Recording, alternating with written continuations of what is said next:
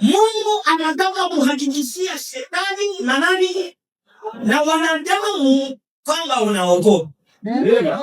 Sasa wale wakati jaribu linafika, Mungu yeye peke anafanya kwamba awe na tangazo. Hautalipa mambo kwa kutangaza. Hautalipa marandio, hautalipisha kwa kanisa kwamba ninateseka. Lakini mateso ya kanisa lote litajua. Afeli yote itajua. Na shama yake wenye wanaikanya msilashe. Nabo bakayua, unayua mtotoni mwana mwanga mkizungu kulu. Anamwambia mngewinda amlie ingala huko labda angeimpona. Lakini kula kabisa.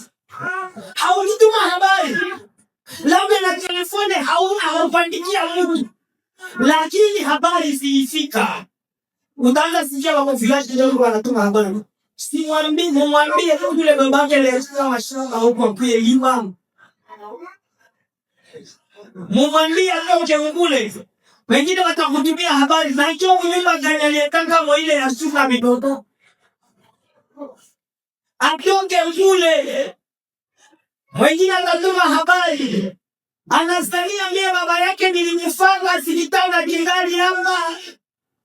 Sile habari zote zitafika. Lakini mtoto wa Mungu simama kwenye msimamo. Useme nini? Ninasimama sababu ninajua jinsi imefika na Mungu akaiondoa.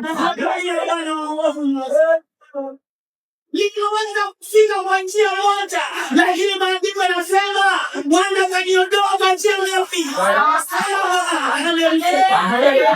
Bwana akaniondoa kwa njia saba. Amen.